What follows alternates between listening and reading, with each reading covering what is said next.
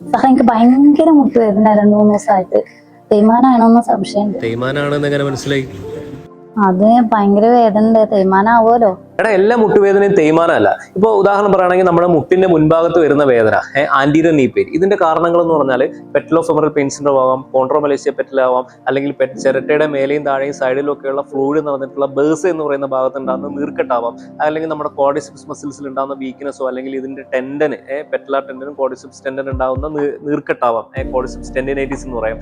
അങ്ങനെ ഓരോ കാരണങ്ങളുണ്ട്. ഇപ്പൊ നമ്മുടെ കാലിന്റെ ഉൾസൈഡിലാണെങ്കിൽ, അതായത് മീഡിയൽ സൈഡിലാണ് വേദന അനുഭവപ്പെടുന്നുണ്ടെങ്കിൽ മീഡിയൽ മെനിസ്കസിലുള്ള ഇഞ്ചുറി ആവാം, അല്ലെങ്കിൽ മീഡിയൽ ഹാംസ്ട്രിങ് മസിൽസിൽ ഉണ്ടാകുന്ന സ്ട്രെയിൻ ആവാം, അല്ലെങ്കിൽ ജോയിന്റ് ലൈനിന്റെ തൊട്ട് താഴെയാണെങ്കിൽ നമ്മുടെ പെസ് ആൻസറിയൻ ബേഴ്സൈറ്റിസ് ആവാം, ഇനി മീഡിയൽ കൊളാറ്ററൽ ലിഗമെന്റ് ഇഞ്ചുറി ആവാം. ഇതൊന്നും അല്ലെങ്കിൽ റേഡിയേറ്റിംഗ് പെയിൻ ആവാം, അതായത് നമ്മുടെ ഹിപ്പ് ജോയിന്റിലോ അല്ലെങ്കിൽ ലോ ബാക്കിലോ എന്തെങ്കിലും പ്രശ്നം ഉണ്ടെങ്കിൽ അവിടുത്തെ വേദന കാലിലേക്ക് ഇറങ്ങുന്ന വേദനയാവാം. ഇനി പേഷ്യന്റ് ഒരു മൊത്തത്തിലൊരു പറയാൻ പറ്റാത്തൊരു മൊത്തത്തിലൊരു ഡിഫ്യൂസ്ഡ് പെയിൻ ആണ് പറയുന്നതെങ്കിൽ ചിലപ്പോൾ എന്തെങ്കിലും ഇൻഫെക്ഷൻ അല്ലെങ്കിൽ എന്തെങ്കിലും ഇൻഫ്ലമേറ്ററി കണ്ടീഷന്റെ ഭാഗമായിട്ടുള്ള വേദന ആയിരിക്കാം അതുണ്ടാവും. അതുപോലെ ലാറ്ററൽ സൈഡിലാണ്, നമ്മുടെ കാൽമുട്ടിന്റെ ഈ ഭാഗത്താണ് വേദന അനുഭവപ്പെടുന്നുണ്ടെങ്കിൽ അധികം ആളുകളും IT ബാൻഡ് സിൻഡ്രോം ആവും.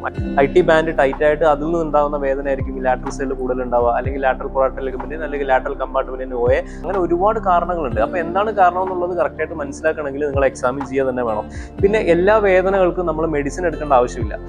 വേദനയുടെ ഗുളിക കഴിക്കുന്ന സമയത്ത് തൽക്കാലത്തേക്ക് ആ വേദന നിങ്ങൾ അറിയുന്നില്ല എന്നുള്ളത് മാത്രമേ ഉള്ളൂ. അവിടുത്തെ പ്രശ്നം എന്താണോ അത് അവിടെ തന്നെ ഉണ്ടാവും. മനസ്സിലാവും? പെയിൻ എന്ന് പറയുന്നത് ശരിക്കും ഒരു അനുഗ്രഹമാണ്.